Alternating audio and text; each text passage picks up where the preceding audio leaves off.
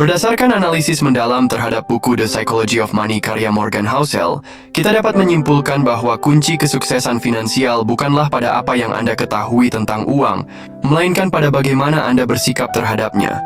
Housel berpendapat bahwa mengelola uang lebih merupakan soft skill atau keterampilan perilaku yang jauh lebih penting daripada kecerdasan atau latar belakang pendidikan Anda.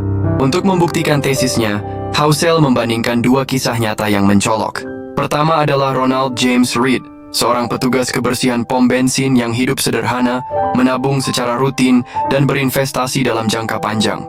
Ketika meninggal, ia meninggalkan warisan sebesar 8 juta, yang sebagian besar disumbangkan. Bandingkan dengan Richard Fuscon, seorang eksekutif berpendidikan Harvard di sebuah perusahaan investasi besar. Meskipun memiliki latar belakang finansial yang luar biasa, ia bangkrut saat krisis keuangan 2008. Karena gaya hidup boros dan utang yang menumpuk. Jelas perbedaan nasib mereka tidak ditentukan oleh kepintaran, melainkan oleh perilaku dan disiplin. Housel juga menyoroti peran keberuntungan dan risiko sebagai dua sisi mata uang yang sama.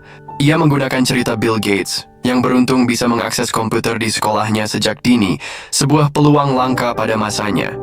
Namun temannya yang juga berbakat, Ken Evans, meninggal dalam kecelakaan tak terduga. Kisah ini mengajarkan kita bahwa hasil tidak selalu mencerminkan usaha.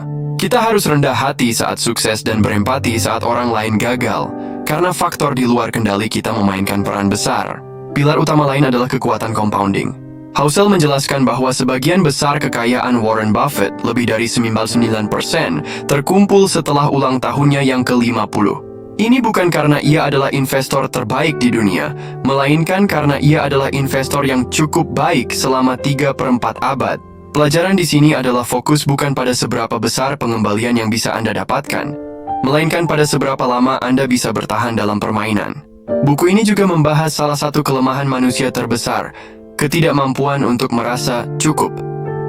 Housel menjelaskan bahwa kapitalisme sangat ahli dalam menciptakan kekayaan dan rasa iri secara bersamaan. Ia menggunakan contoh Rajat Gupta, seorang CEO dengan kekayaan bersih lebih dari 100 juta yang tetap melakukan insider trading ilegal karena keserakahan, yang akhirnya menjebloskannya ke penjara. Kisah ini adalah pengingat bahwa mengejar lebih banyak kekayaan demi status dan perbandingan sosial dapat menghancurkan segalanya: reputasi, kebebasan, dan kebahagiaan.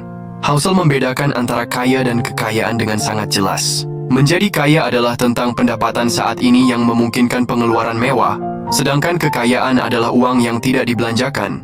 Kekayaan sejati tidak terlihat, dan nilainya terletak pada fleksibilitas serta pilihan yang diberikannya. Housel menyimpulkan bahwa dividen tertinggi yang dibayarkan oleh uang adalah kendali atas waktu Anda. Uang seharusnya digunakan untuk membeli kebebasan, kemampuan untuk melakukan apa yang Anda inginkan, kapanpun Anda mau, dengan orang yang Anda suka. Ini adalah bentuk kekayaan tertinggi yang dapat memberi Anda ketenangan pikiran dan kebahagiaan sejati.